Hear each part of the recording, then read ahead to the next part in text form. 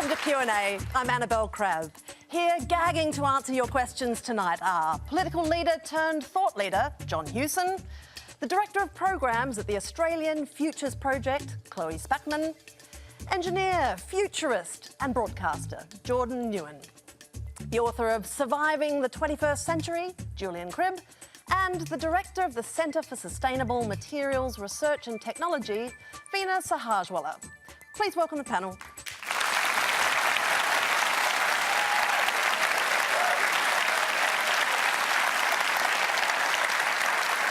Now, we've brought all these intensely clever experts together to discuss the future and the threats that lie over the horizon. You know, food security, disease, overpopulation, artificial intelligence.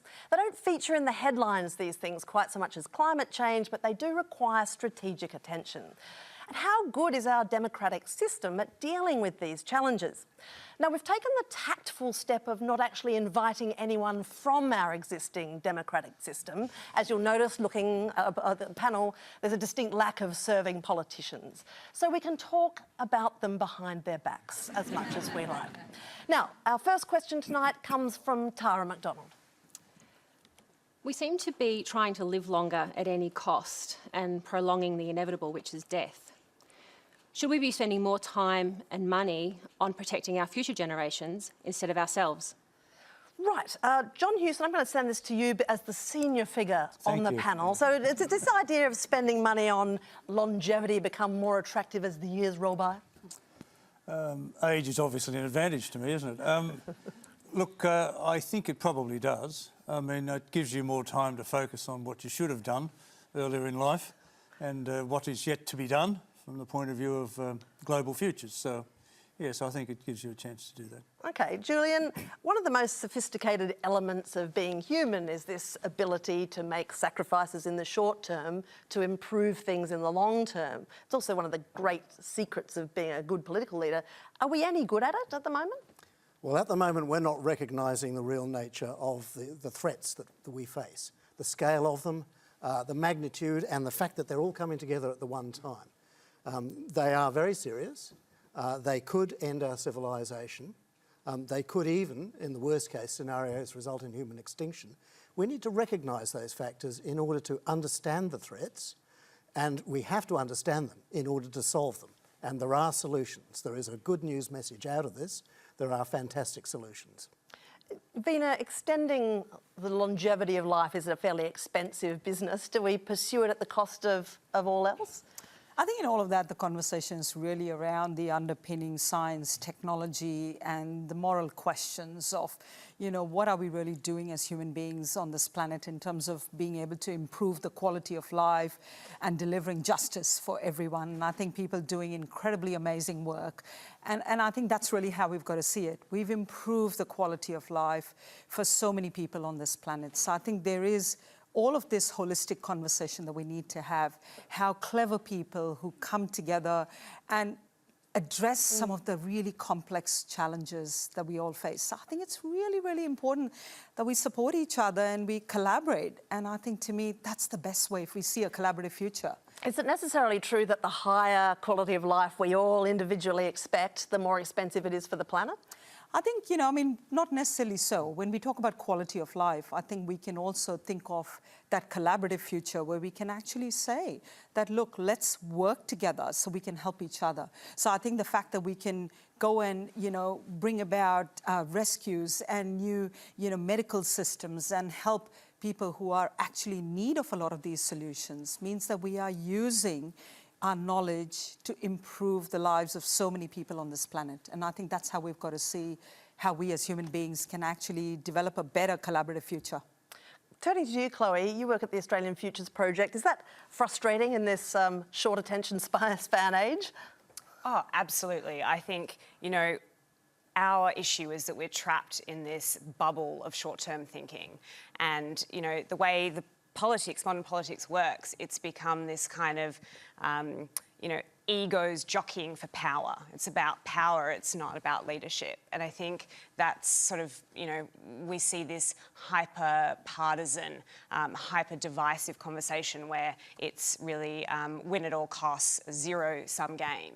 And what's at the expense of that is thinking about some of these long-term issues. And I don't necessarily just mean some of the potential catastrophes that, Julian speaks of.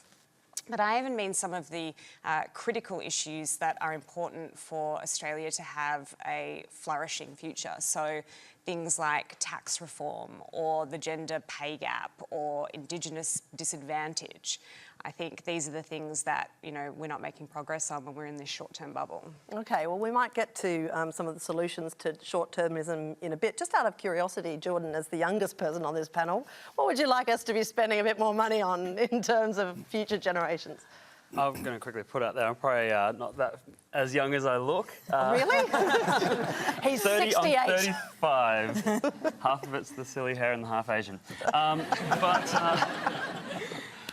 No, I think we've got to be focusing on the future, and I think this is what's happening. We're actually starting to raise this conversation so much more these days about where we are headed in the future. And Veena, you put this really well, talking about quality of life. We've been living longer lives because of our modern medicine, because of so many of the advancements that we've had in science and technology. But not only are we focusing on extension of life, we've got to focus on quality of life too. And that is, like you said, it's holistic. It's very full circle. There are so many factors that play into the lives that we're going to be leading in the future. But we're raising these conversations, and I think that's the first step. Okay, well, let's hear from our second questioner now. Our second question comes from Andrea Wood. Good evening. My question is for Julian.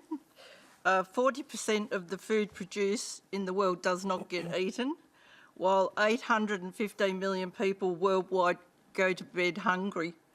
How do we get people to understand quickly and globally that our food security is under threat and to start treating food as the precious resource that it really is? Right, thank you. Today we, the human species, will eat 23 billion meals. By 2050s, that's going to be 35 billion meals. Now, the soil to grow those meals is vanishing at a rate of 75 billion tonnes a year. The water that our farmers need to grow those meals is being taken by the big cities. It's being taken by miners. There's just not enough water any longer in many countries, not just in Australia. So there's a crunch coming here. There's not enough nutrients. And the climate in which agriculture was born has changed for all time. So this means that we have a growing demand for food and a shrinking resource base with which to produce it. Now, to solve that, we really need a food revolution. We need a food revolution like the green energy revolution, worldwide, everyone getting in on this. We need to create a food supply that is climate-proof and which is sustainable. And we don't have that at the moment. I can give you the details if you want, but... well, I'm interested in... You write quite a lot about the importance of bringing food production back into urban areas. Yes. Now, how does that help? Well, cities are throwing away a vast quantity of nutrients and water every single day. We're just throwing them in the ocean. If we recycle those things, if we use them over and over again, we can have a renewable food supply. So cities, I believe, in future will grow a third of the world's food.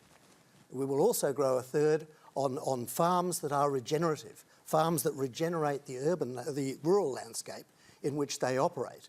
And we will probably produce a third of our food in the deep oceans. Okay. Jordan, you've got something to say? Yeah, I mean, what you're talking about there with our use of water, it's something that is a very precious thing. These sort of resources are very precious. I've been doing documentaries with Discovery Channel for a while, getting to travel the world, finding out how science and technology influences and impacts the environment and our lives as we move into the future. And one of the things I got to do was to go up to Tibetan Glaciers with the scientists there. And those Tibetan glaciers on the Tibetan Plateau are so important because they give birth to the rivers that go through India, through China, through many different countries, and they supply nearly 1.9 billion people with drinking water. But they are in the third stage of major decline. The scientists were saying there that the first time was sometime BC, then 500 AD, then 1950 to now, they've been in the third stage of major decline. And so they were starting to utilise technology, utilise artificial intelligence in the form of machine learning, whilst also being able to take in lots and lots of data about what's happening there in the Tibetan glaciers. And they were saying that by 2050, based on this decline, by 2050, all of India and all of China will have to have seriously considered a new water source if nothing has been changed in our rate of climate change, in the rate of change that has had the impact on that, on those Tibetan glaciers. And so they were saying then that leads to potential wars and stuff like that, being over resources like water. And I think it's an important thing that we model these, understand these, and take action on it. And there's another issue, isn't it? I mean, when we talk about food, we've got to also bear in mind that the resources that actually go into packaging and delivery and getting the food out to where we need food to be. So in a way, I think it's also important that when we all realize how important it is in making sure that it is accessible and affordable, because there are, of course, many people on this planet who clearly could benefit from, what might be seen as food that's getting wasted. So why don't we also think about how, in fact, our ability to package food and deliver that has actually resulted in positive outcomes. So I think we need to be able to also, again, use technology and show how this can deliver better outcomes for everyone on this planet. So I think, again, talking in a holistic way, it might, help us all stop and think that we need to be mindful. Veena, you're a person who's made a career out of looking at waste and being a little bit in love with waste and the potential of waste. 40% of food produced not being eaten. What sort of an opportunity is that, do you think, for humanity? Yeah, no, look, I think, as I think we all realise, and I think in the question as well, was really about the fact that we recognise that if there are so many people who are not getting the right nourishment as part of their everyday lives, I think we need to be able to then say, if we all started to think about solutions that are going to be, consumption of food in a way that it's also around healthy eating and healthy living. So we're sort of questioning, are we sort of taking in food in a way that is also fit for our purpose and life as we see it today, not as life as it used to be all those decades ago. So I think it's also about questioning, how we're consuming that food, and can we actually now make sure that we are fair and equitable in the way we distribute all of that food. Chloë? I just wanted to put a little bit of a government lens on this, because with the issue of food waste, Australian Futures Project actually worked with the government on some of the food waste strategy. And it's interesting that part of the dysfunction in that actually came from the fact that you had 3 levels of government all working, and they didn't actually understand what the roles and responsibilities of those 3 levels of government were. And I think it's important to note that, there was a lot of creativity and innovation, willpower and people who were putting a lot of passion into solving this problem in government. But it was sort of this structural issue with the way, state, local and federal government works together that was inhibiting that working well. Actually, that all of the food waste from Commonwealth Parliament House goes to a local worm farm. So something is productive from the effluent from that building. I think we've got another question that's a related one from Melissa Neve. Yeah, I'm wondering what your thoughts are about meat and whether we need to be moving away from meat in order to be able to feed future populations while still being able to limit our environmental impacts. Is it the end of the burger, Julian? No, it's not, for 2 reasons. First of all, a good balanced agricultural system needs animals in it. You can't go to a totally chemical system and rely on that. The industrial meat system that comes to us out of America is not sustainable. That has to change. But grazing animals, broad scale like we do in Australia, on grass, in a sustainable way, that's low stocking rates and things like that, that can actually lock up vast quantities of carbon. And that can improve the soil, and that can increase the water penetration of the soil. You have a much more sustainable system. So you need animals in that system, apart from the fact that you can't dictate to humans what they eat. Well, can you? I mean, we know that humans don't like to be dictated to in terms of what they eat. I mean, and governments don't like telling private citizens what to do, right? Like, is this a growing potential for government intervention, John? You don't love government intervention. No, look, I think there's a chance that they do go down that route. I mean, I think that there is a tendency, I think, in the community at the consumer level to move away from meat, partly because of a belief that it is, counterproductive to the climate challenge and so on. But one of the things that bothers me most about this area is that short-termism has us sort of taking things for granted. We just assume that we've been able to eat this well or live this well for as long as we have, and we assume that that will continue. And we don't want to face the reality that, in fact, there are challenges out there that will, are very real. Food security is a big one, but of course waste and the fact that we don't recycle our waste and the potential for that is enormous, but we don't recognise that. You quite often hear in Canberra that we are going to be the food bowl of Asia. Well, we won't be if we don't do something about our soils and we don't do something about our water, preservation and so on. So that short-termism crowds out all the detail that we should be looking at. Julian, what sort of economic opportunities are there in this field of innovation? I mean, how attached are we to our traditional means of growing sustenance? Well, if I could illustrate this with a small headline from last week. One you prepared earlier. Yeah, one I prepared earlier.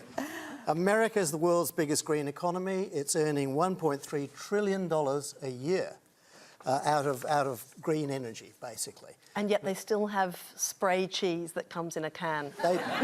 We can teach them quite a bit in that regard. But my point is that we missed the green energy revolution in the 1990s when we were leading the world in the technologies that we had. We missed it, or we opted out of it.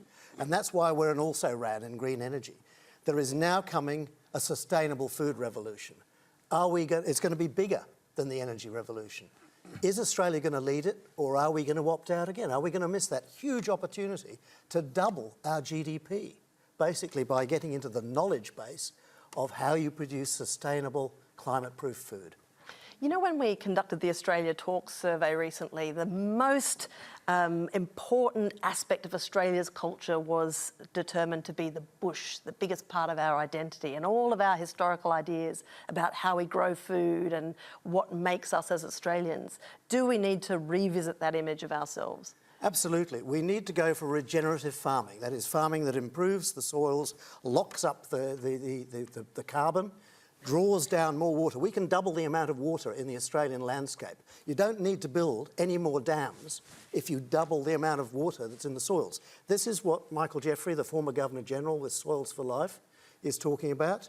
There are lots of very smart farmers who are doing this right now. We have to share that knowledge with the whole of Australia, and then we will revolutionise the planet. Okay, remember, if you hear any doubtful claims on Q&A, I mean, it's unlikely in this company, but if you do, let us know on Twitter, and keep an eye on the RMIT ABC Fact Check and the Conversation website for the results. But for now, we'll go to our next question, which comes from Rochelle Lim. My question is directed to Jordan.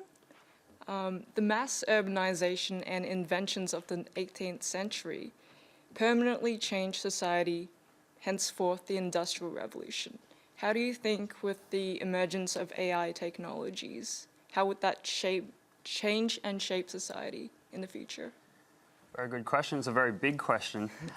They call it the fourth industrial revolution that we're moving our way into very, very quickly, which is where we sort of we very much integrate with the technologies around us, and we're already seeing this quite a lot. I mean, we outsource so many of our cognitive abilities to our devices, and often, you find that if you travel the same path through GPS many times, you don't remember that pathway like you used to. Oh, that happens to me all the time. Right? As soon as I've got a GPS, I've got no idea where I am. I know, you don't know where your house is anymore. I know. It's you can travel the same path 10 times and quite easily you've outsourced that cognitive process.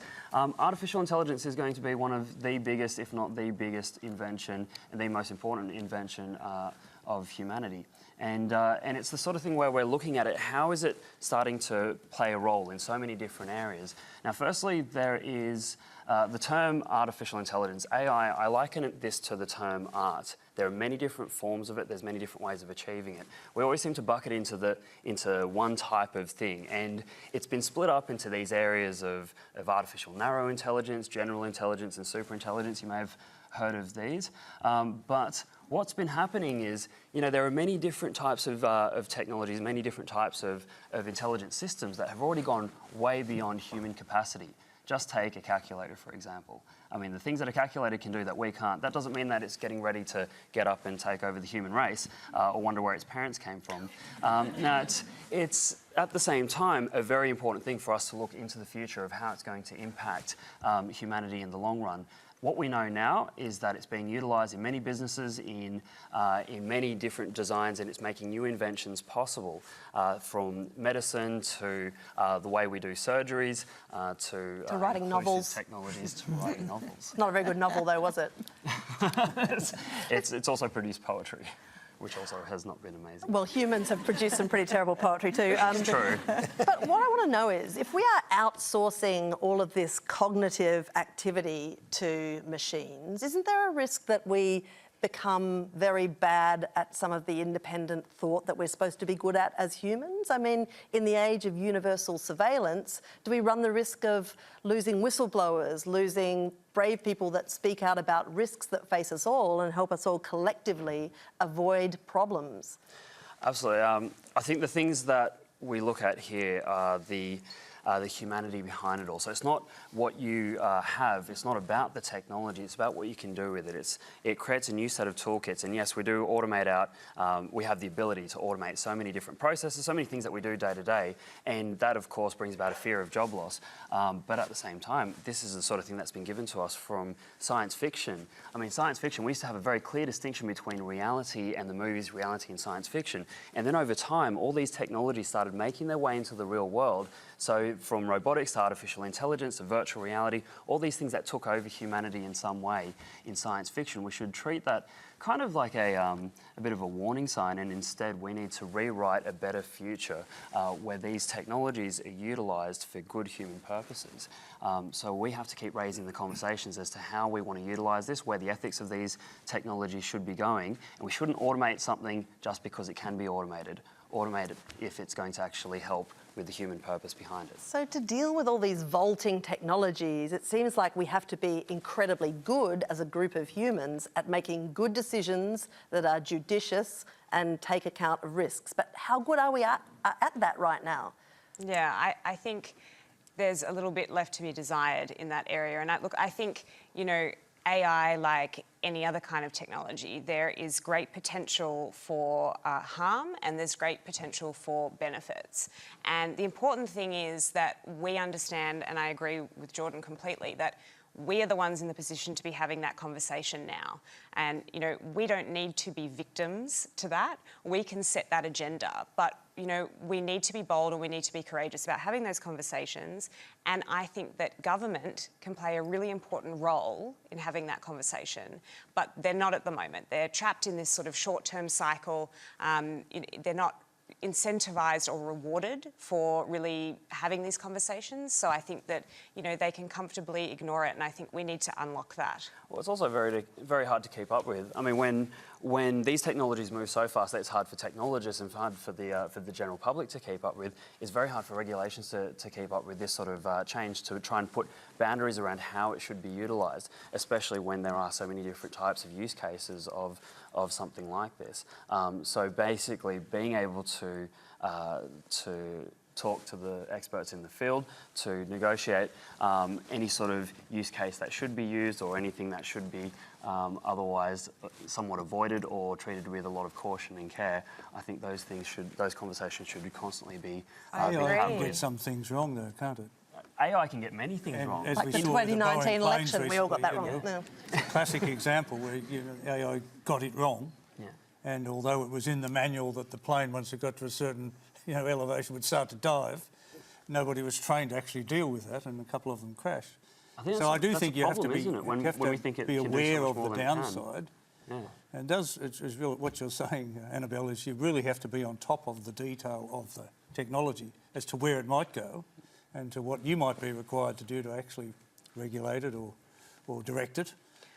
So I think we're still very much learning by doing, to me, and it's a very early stages. Yeah, still, thanks for bringing unexpected plane crashes into the mix, because, you know, it wasn't scary enough already. We do have an allied question from Morgan Hamilton.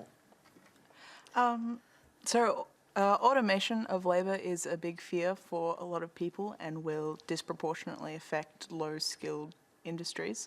So how can we secure a future for the people affected when jobs are scarce now?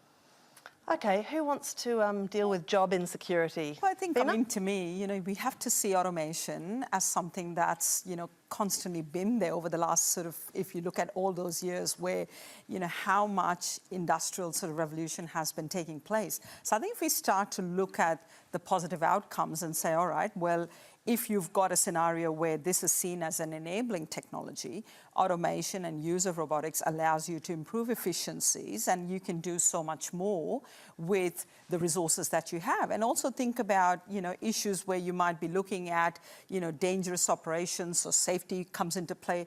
There are many things that you can actually use robotics to be able to, whether it's about improving efficiency and safety for workers. I think you can start to see that as part and parcel of, you know, people might have heard of terms like collaborative robots, right? So all of this is about saying, you know, these become your enabling technologies. So it helps us improve and deliver outcomes for people. You might be in, you know, working in a rather difficult, you know, site or a location where it might be very difficult for human beings to go in and do some work in there. You can actually imagine that you can send robots in. You can actually collect data and information before you send human beings in to do certain tasks. So I think, to me, it's also around looking at some of the exciting new opportunities. I mean, we're looking at in our own recycling scenarios where we might be, you know, seeing, you know, dangerous materials like broken bits of glass coming out of our phones. And if we want to be able to recycle those, it's nice to be able to go, right, we can actually, in one of our microfactories, have robotic supports and enablers to pick up on these rather dangerous materials so that we can, in fact, you know, keep human beings safe and yet get the most value out of some of these materials. So I think, to me, instead of kind of making life difficult for human beings, we can actually start to see how we might support people in doing a lot of these tasks. Well, until they invent a driverless ABC panel show, I'm still feeling pretty confident. But like, the driverless car will make a huge difference to workforces around the world, right? Like, not just to people who drive for a living, but to motor insurance and all sorts of other systems. How prepared are we for the way that our workforce will change? I mean, the OECD reckons 14% of jobs can be fully automated and about a third worldwide can be significantly changed. Look, I think job security is a very big issue. Even though the measured unemployment rate is relatively low in Australia, we've still got a couple of million people who are either unemployed or who are looking for more work. And that reflects the fact that we are in transitions in a lot of jobs. Use the example of autonomous vehicles. I know in Europe, for example, they're looking at the transition to autonomous trucking, which is much safer, much cheaper, you can move much greater volumes. And that's going to mean in the US and Europe about 6.5 million truck drivers whose jobs are at risk. 4.5 million of them will actually lose those jobs. And 2.5 million of that 4.5 million won't get a job back in the industry. So the issue is transition. You know, how do you deal with the fact that technology is going to drive that process? And there's, you know, by 2025, it's going to be a very conspicuous element of trucking in North America and in Europe. But the transition is the important challenge. And I think there's not enough thought goes in these days into labour market policies and so on as to how to facilitate that transition. Some of it's retraining, some of it's repositioning, some of it may be retrenchment. But certainly, you know, people are going to be moving on. And the example of the circular economy you're talking about, you know, where you'll have a whole host of new jobs by just using the waste we've got. We've got waste in this country, right across the country. Feedstock in every regional centre. And it doesn't matter whether the waste is sewage or green waste or timber, fallen timber or household garbage, industrial waste, whatever. They're all able to be recycled. They're all able to be used to make, you know, electricity or ethanol or biofuels or whatever. And, you know, you can have development of industries, industrial, regional centre by regional centre, you know, small refineries, small recycling plants. Yeah, absolutely. And these are all jobs. Now, the loss in some of those regional centres is very significant right now. You add to that regenerative agriculture, which you're talking about, putting more carbon back into the soil, gives the farmers another source of income. This is a very important opportunity for a country like Australia. But there's no thinking about that. Well, Veena's thinking about it. I mean, she invented a way of using old tyres to make steel, right? Look, absolutely, and I think, to me, that's... We need more of you. Well, thank you, John. I'm doing my best to be able to make sure that there are young minds and talented people coming through the, you know, education system who are actually excited about these future opportunities. So I think, you know, I mean, if we talk about jobs and circular economy, I think it's important to recognise exactly, you know, the point that you're alluding to, that if we're just putting away our waste into landfill, landfill, you know, that might be limited number of jobs, but you could double and triple the number of jobs by actually adopting circular economy principles, because what you're then saying is that a lot of those materials that we would have thrown away could well be recycled back into our productive economy. So we could be making more sustainable materials and sustainable products, so we can actually sustain some of these new technologies. Because let's face it, if we're talking about, you know, systems that need energy storage devices, you know, where is all of that going to come from in terms of the materials that are going to sustain the manufacturing and production of these new devices and new solutions? So I think, to me, yes, the new jobs and the transition point you make is absolutely right. But we've had a problem in Australia where we either landfill waste, which is a barbaric environmental practice that breaks the carbon cycle, leaches into the water table, emits methane gas for decades, for example, or we export it. And now, of course, our major export destinations, China, Malaysia, Indonesia, Sri Lanka and so on, won't take it anymore. So we need a national waste strategy as a matter of urgency, and I'm pleased to see the government's at least talking about doing something about that. But we really do need to think about it, because it's been so all too easy to just have a disused mine site and fill it up with garbage. Jordan? Coming back to, I guess, the effect on jobs for automation, artificial intelligence, robotics, which are separate fields, but can all be linked in many ways. We've got to look at places like Germany, South Korea, even Japan, who have a great adoption of automation and yet have low unemployment rates. Now, one of the things that I saw over in Japan that I thought was really interesting was how there were many jobs for many things that we have automated here. There were many jobs. Out on the street, we saw a truck come out of a shopping centre, and two people blocked off the pathway from people walking past, and then a third person came out. But they're also beautifully dressed as well, so it gave a sense of pride.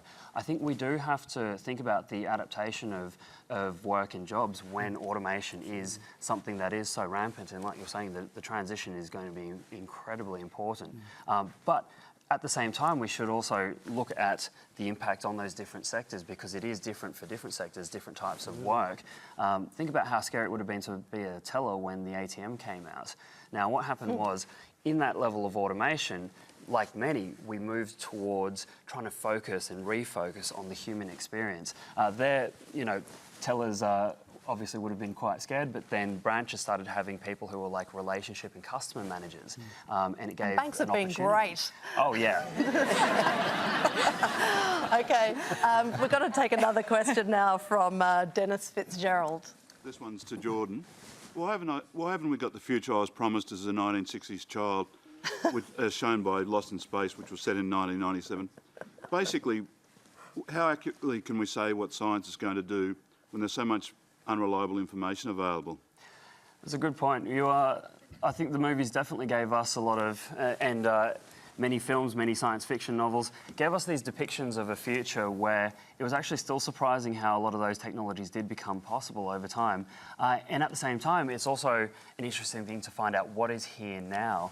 You know, I've been over to many different countries to see these different levels of technology. I've been in passenger drones. We've got now the potential, and it's already been made, completely electric, completely autonomous passenger carrying mega drones, where you can get into a thing that looks like a vehicle, looks like a quadcopter, basically taken and made bigger. So any sort of drone taken and made bigger, and it can get you in and out of a location, completely electric, completely autonomous, and it only has one seat. Now, what I think that could do for emergency services could be pretty amazing, to get in and out of a location very quickly. But we're getting flying cars in some way. They didn't look quite the way they did in the movies. I'd prefer a DeLorean personally.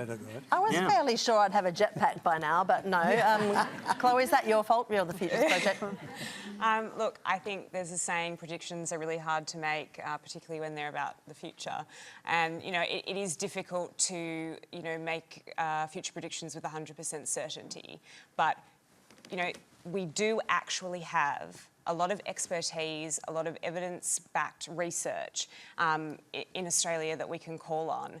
And I think it's important that we take note of that and say, okay, we just need to start having this conversation. And perhaps it's multiple futures that we're looking at. You know, it's not saying it's just going to be this specific way, but we can already start talking about the risks. And I think it's naive and it's a folly to say, oh, well, that's just too complicated a future and we can't look at it. Let's go to another question now. The next one comes from Scott Rayberg. Yeah, thanks. I've been really interested in the conversation that you've been having, and the word opportunity has come up a number of times. And when I look at Julian's book and the crises he's identified, I see opportunities in a lot of those crises. I'm wondering whether you think that the language that we use around threats is leading to our inaction in a lot of ways, and how can we maybe flip the script and start talking about these opportunities and move forward with some of these crises? How important is language, do you think, Chloë? Is fear a motivator, or does it matter the way you talk to people about threats in the future? I think it's a really important issue, and I think really it's about getting the balance right. So these issues are critical and they are urgent. So, you know, it's understandable if we want to use this kind of alarmist language, or if, you know, we hear it, we feel fearful. But, you know, I don't think that fear is a good place for us to be making decisions or to be taking action from. So I think we need to reframe the conversation as it's urgent and we need to do something, but we want to be doing that from a place of possibility and a place of respect and trust. And so to me, this is about rebuilding a sense of trust that has been in decline, rebuilding some confidence in the system. And this is not, I'm not just talking about politics here, I mean across society. So I think media has a role in this. I think citizens have a role in this. I think, you know, we should take the opportunity to elevate the conversation. Julian, some of your books need an M15 plus rating because they are a bit scary about disasters that confront us. How do we talk to children about the future and the future risks? I mean, recently the Prime Minister said that he didn't like Greta Thunberg and the way that she spoke because it was frightening for children. How do we handle that? Well, the first thing I'd like to say is that the thing that humans are best at is surviving. We've been doing it for 1.5 million years since we first discovered fire, and we discovered fire in order to stop animals eating the kids, right? So it was a very important decision. So a lot of our technological decisions all down the ages have been motivated by concern for our own survival. Don't care whether you call it fear or what. Now, as a newspaper editor, I once ran a newspaper for 3 weeks which had only good news in it, and the circulation fell by 15%, right? People don't want only good news. They want to know what the bad stuff is so that they can prepare for the future. So I don't believe we should be scaring kids, but I do think we should be informing them. I think we should be informing everybody about the scale of the risks so that they understand them fully and that they can then apply their minds to solving them, because these risks are not going to be solved by governments. They're not going to be solved for us. They're going to be solved by us changing our behaviour, moderating the things we do. And as far as I can see, Greta Thunberg and the rest are already into that. You know, they are going to change the world, whether we like it or not. So I think they're embracing the risk and they're looking for the solutions, and that's as it should be. Veena, you've made a career out of taking something that is depressing, excessive human waste and rubbish and our failure to recycle, and making something positive out of it. Do people respond to that? Do you think is that a motivating factor?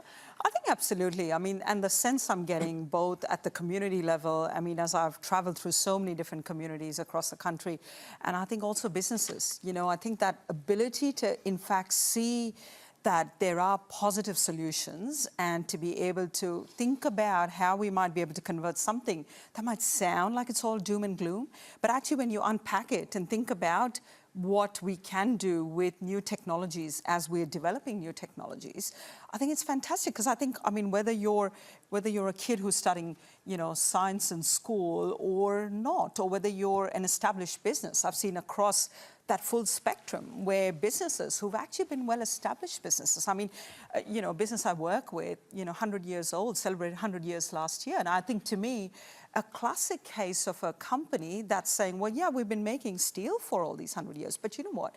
There's an opportunity now around the corner for us to be able to produce all kinds of other exciting, cool materials for a future digital economy. So, I mean, think about the electrification of our planet and think about copper and all of these fantastic materials. So the fact that people are sort of going, wait a minute, I've got all these fantastic skills, I can now convert those into creating materials that I've never really done before, but I know I can do it because I think that's where that optimism and indeed based on strong scientific and technological foundations can actually be built on. So I think people are excited about the future. Geordie, do you want to make a case for terrifying people? Look, this is where science fiction has also had that role for a long time. We don't want to watch movies where it's a utopia all the way through and everything's all well and good, because that seems to be boring. So it's been us as the consumers who have sort of set the pathway of what sort of stories are told. But Julian, what you said there is about putting out good news and people not wanting to see it, and that's where it drops. Well, it's how it's framed. I think that's the important thing, because it can still be really exciting to put out good news stories if it always has that sort of purpose behind it. What is the purpose behind it? And in a few of my ABC documentaries, we've always started with this, where here is the human purpose and here's the exciting journey we've got to go on, but there's lots of challenges that you've got to learn about along the way and that you have to be able to solve and problem solve your way through. And I think that is something that we have to be doing. We have to be not only putting out, you know, the realism behind a lot of what is happening out there in the world, but spreading fear. I don't think it is very constructive. I think if we can set a more exciting and positive future that we can all work towards, I think that's where we should be starting. John? A political system doesn't help this. I mean, short-termism, the modus operandi of a Trump or a Morrison is to control the narrative. Right? We're going to do this, and anything else is fear and anxiety. Right? You get very nervous about the alternative. Whereas, in fact, if you turn that on its head and they actually started to talk about opportunities and the positive direction that we might go, and get rid of the negativity, if you like, and start on the positive, I think you have a very different sort of environment in which to look at some of these Malcolm Turnbull questions. tried that for a little bit, didn't he? We're going to come back to political strategy in a moment, so let's move along to the next question. And that one comes from Marie Horsham. Hi, thanks panel. Having witnessed numerous Australian political leaders fall victim to their attempts at progressive policy making, does the panel see a way to overcome the factional power games and partisan politics that consistently thwart long-term sustainable solutions to some of our biggest challenges? Whereupon I throw it back to you, John. Well, I mean, I think leadership is the answer there. I mean, the system has become sort of inward-looking and self-absorbed. The sort of people who get pre-selected these days are not necessarily those who are going to make good ministers. The skills you need to get through the factional process to be pre-selected in any of the major parties are not skills that are going to help you run a multi-billion-dollar portfolio. So we're getting the wrong people. They're self-reinforcing then. I mean, they will all tell you we're in the game for, you know, to make a difference. We don't expect that difference is for them. They talk about it being for their children and their grandchildren, and then they skew any longer-term strategic thinking that might be consistent with making that contribution. So the political system has become so self-absorbed and so short-term that it does throw away a lot of opportunities. And that's where I think the Greta Thunbergs and my kids, for example, they see what's wrong with us. They see we've missed the point. And, you know, I know they're pretty binary. It's black and white. You're either doing it or you're not doing it. But it makes a big difference that the next generation, as soon as they vote, you're going to have a very different world in this country, and I think globally. Chloë, your organisation pledges to tackle the root causes of short-termism. So what are they and how do you do that?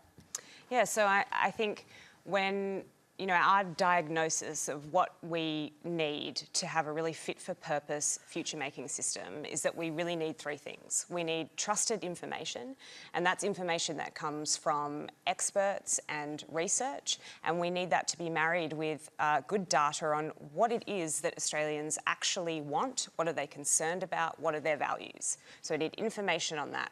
The second thing that we really need is a sense of nationhood. I think we need some kind of shared understanding of who we are, and I think, you know, national identity, that's a tricky thing to talk about. I don't know whether we could come up with a all-encompassing national identity anymore, but at least a sense of, you know, there is a reason why we're in this together and we are better together, and at times we'll need to make compromises or, you know, make trade-offs in the long-term national interest.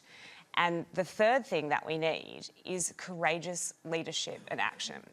And so for us, they're the sort of three pillars, and you can see across those things that there's issues with each of those and broken parts of the system there. Annabel, could I make just a small point Yes, there? of course. In the present Australian Federal Parliament, only 4% of politicians have got a qualification in science, technology, engineering or mathematics. So we have a parliament that is 96% unqualified to make major decisions in this, the century of science and technology. Should there be a quota for scientists?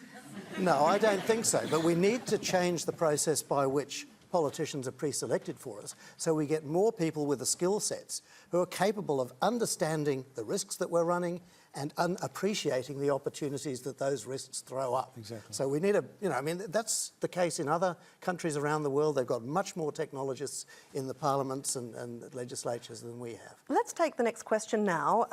It comes from John T. Hall.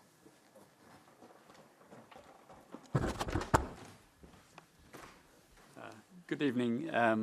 My question, I suppose, particularly to John Hewson, but also I'd like to hear from the rest of the panel.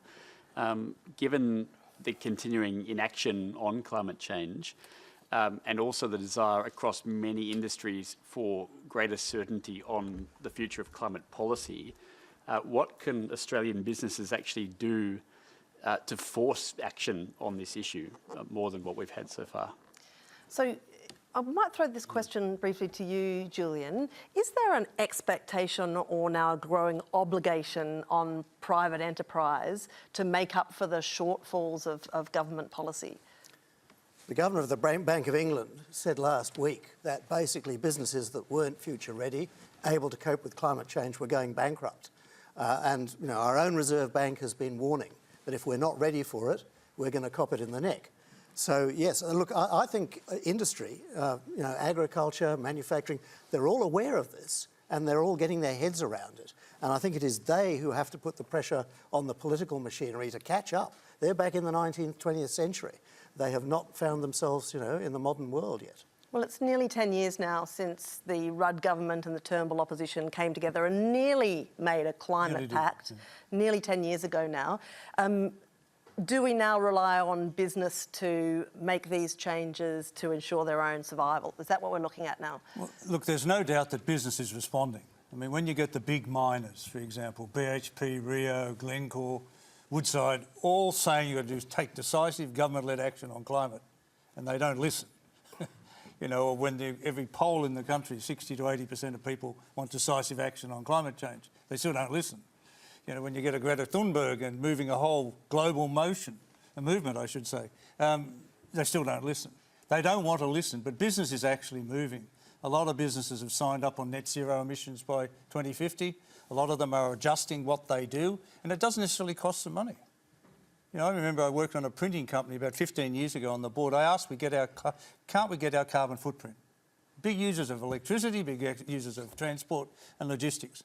And the conclusion was, by just reorganising those two, the use of those two, not firing anyone, not cutting anything, you could reduce the cost base of, the industry, of that company by about 25%.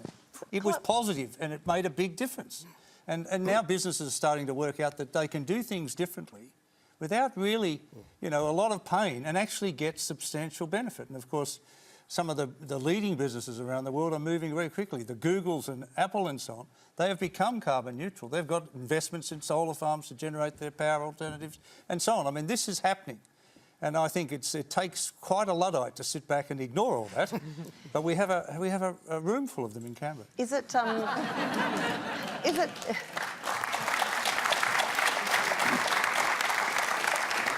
Just before we move on, Chloë, is it all right to outsource public policy to private enterprise? I mean, is that a reliable way of going on forward? Well, I guess as John said, in some instances, I think it's just what's required and what's needed. And, you know, business is canny and, you know, they know that zero or low emissions is just around the corner. But I think they're also, you know, in some ways crying out for some policy certainty about that transition. And, you know, I completely agree with you. But I think, you know, government can have a really important role to play, and I don't think we want to get into a stage where we're just trying to completely cut them out of the picture. I think we want to think about, well, what is it we can do to unlock that? If they'd set a framework, I mean, I obviously have to talk about my own past, but we took a 20% cut in emissions by 2000 off a 1990 base. If we'd done that every decade since, we'd be at about half the current level of emissions now. Paris commitments would be irrelevant. We'd be well on the way to a transition to a low-carbon society by 2050. Electricity and gas prices would be much lower, you know, and so we've really squandered decades of opportunities by not facing the reality of the challenge and seeing the opportunity that brings for a country like Australia, where we can be a net exporter of energy, not just a consumer of energy. We can replace the coal industry as an export sector with exporting hydrogen, exporting solar power to the region. So there's a lot of potential. We're going to stay with climate, and our next question is a video question from Michelle Grosser in Warrandyte, Victoria. In May 2019, the UK government declared a climate emergency. Since that time, they've looked in detail at the way the economy can be decarbonised. They've also looked at the long-term security of their food and their health. There's obviously benefits to looking at the policy decisions with a long-term lens. However, our Conservative government is fighting to retain a short-term focus. Why? Chloë, why is it that some issues really catch fire in some legislatures and not in others? I mean, why has climate been so politically divisive in Australia and less so in the UK? Yeah, I think climate change is a perfect example of the issue of short-termism in Australia. And I think, you know, as you said, 10 years ago we were on the verge of something, and now it's looking fairly hopeless at the moment from a political standpoint. You know, I think it's basically just become a political football. And, you know, in this short-term game that I spoke about, this highly divisive, hyper-partisan arrangement, it doesn't serve the interests of the politicians to bring into the conversation some of the evidence and research that we have. So, as I was talking about before, we need this trusted information, and we need that to be a mix of what experts are saying and what Australians are saying they care about. Well, we have a huge body of evidence and experts saying that this is a huge issue, and we have a lot of data that Australians really care about this. We ran an initiative in the run-up to the recent federal campaign called The Perfect Candidate, and that collected data from 250,000 Australians on what were their top concerns. Well, on a national level, climate change was the fourth concern. So we've got both those things, but because they're in this system, this sort of vicious circle, it doesn't serve them to look at either of these, you know, either the evidence or what people want. The contrast between Australia and the UK couldn't have been more explicit. On the day that Theresa May, one of the last things she did as Prime Minister was to declare a climate emergency. It was the same day that we gave the final approvals for the Adani mine. And that tells you everything of where we sit. And if I think back over the transition in the UK, a couple of elections ago, the three major parties agreed we're not going to debate coal, we're not going to debate climate, it's off the political agenda. They've made a transition basically away from coal. This is a country which in the Thatcher era of the 80s had some of the most divisive and painful mining strikes, coal mining strikes. You can never remember. The whole country has moved away from a dependence on coal. Germany's doing it, and you say, in Australia, you say, oh, we can't do it, it costs too many jobs. I think there are about 12,000 members of the CFMEU in the coal mining industry, and we've got 25 million people.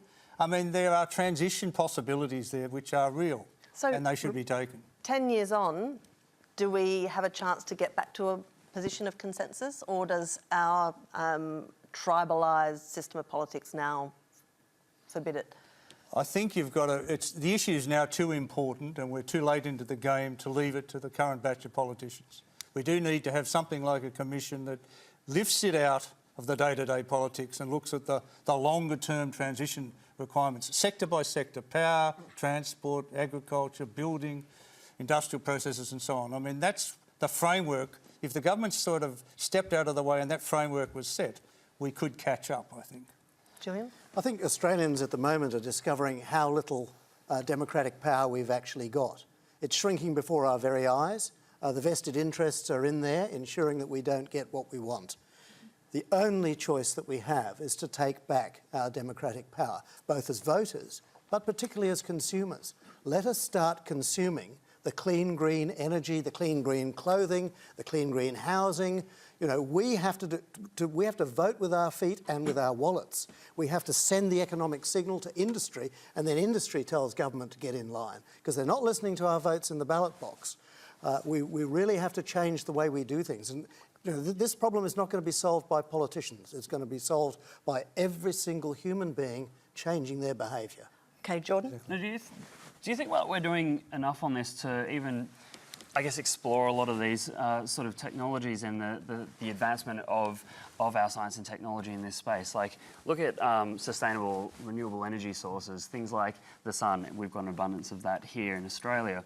And we had a molten salt power station, which, you know, if we're going to look into all these different types of renewable energy sources, the sun's energy, middle of the day, on a summer day at sea level, can generate, it can hit the surface of the Earth, 1 metre squared for just 1 second, will have about a kilowatt of power, and that could actually power your phone for about a month.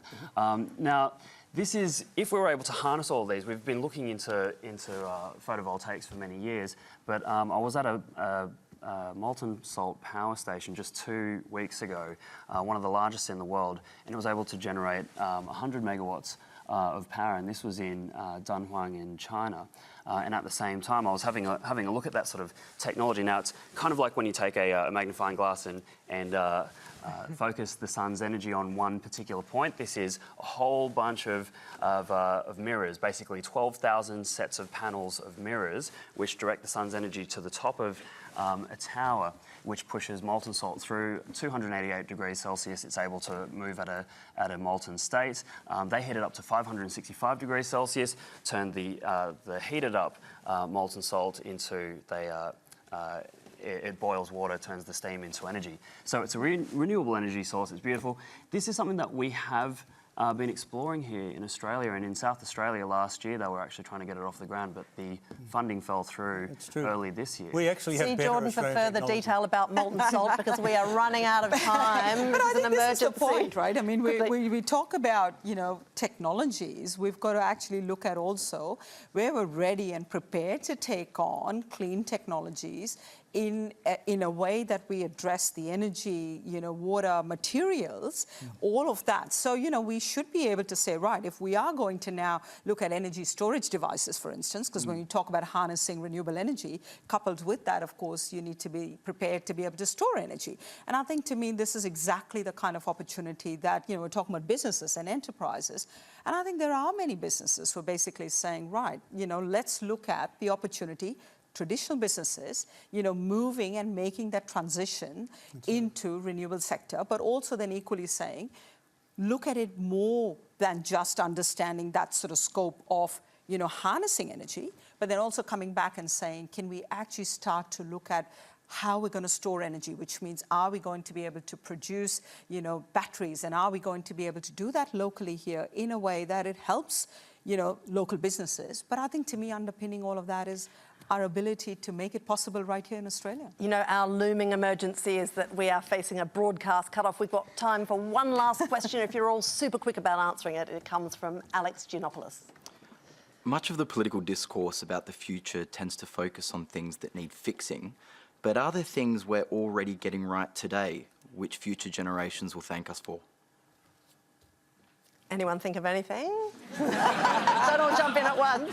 Look, I think our greatest success in the post-war period has been to build a very tolerant, multiracial, multi-religious, multicultural society. You know, it's a work in progress. You have to keep at it.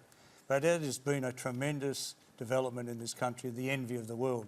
It sits in contrast, by the way, to the fact that we haven't dealt yet with the first Australians and recognised them properly in the Constitution. But that has been an enormous success, but it's going to have to be worked on going forward. Chloë? I think despite all the doom and gloom, you know, there's a lot of evidence to say that this is the best time to be alive. So I think, you know, if we can work to make sure that, you know, we don't go backwards from here, well, we can offer future generations an even better best time to be alive. John? I think we absolutely have to be talking about the future and where we're headed. We as individuals, as groups, as organisations, as collectives, we have more power than ever before because of the rate of change. The change is so fast today, it's absolutely rampant. It will probably be the slowest rate of change we'll ever see again. So what we have to do is to learn to embrace this change, connect, collaborate, and figure out how we can share these good stories of where things are going, but also how we can take action on these big dreams. So let's stop dreaming about a better world and make one. The most important development of the last 40 years worldwide is that women have understood we have a population problem and they have halved their fertility worldwide. They didn't ask men about this, they just got in there and did it.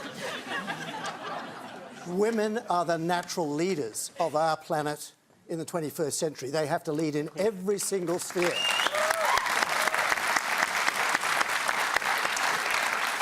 In politics, religion, business, women have to be up the top. Blokes are great at making war, you know, they're great at cutting down forests, you know, they're great at poisoning things. If you want someone to lead this planet, you need someone who thinks about the grandkids, and women tend to do that. So please put women in charge, and we will have a sustainable civilization.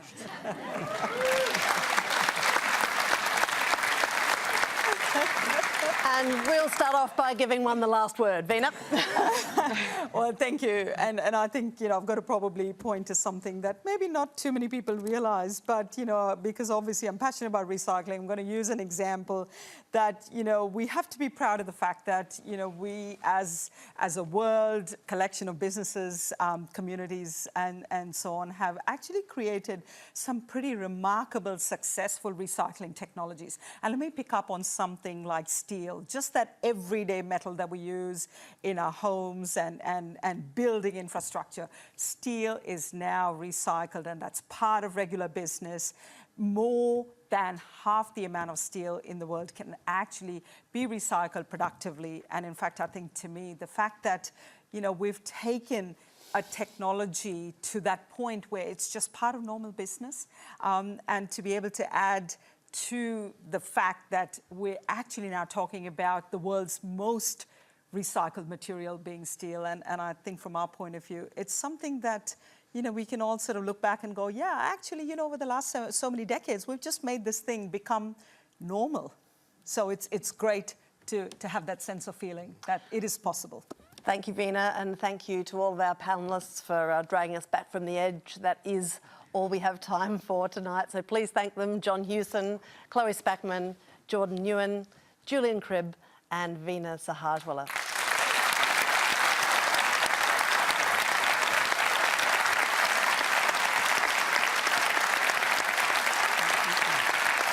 Now, of course, you can continue the discussion on Facebook and Twitter. There's so much more to say.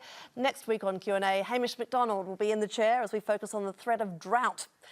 Joining the panel, the Minister for Water Resources, Drought and Natural Disaster, David Littleproud, the Shadow Minister for Agriculture and Resources, Joel Fitzgibbon, the President of the National Farmers Federation, Fiona Simpson, the Australia Institute's Senior Water Researcher, Marianne Slattery, and Kate McBride, the 21-year-old grazier from Menindee, who spotlighted thousands of fish deaths in the Darling River. Good night and good luck.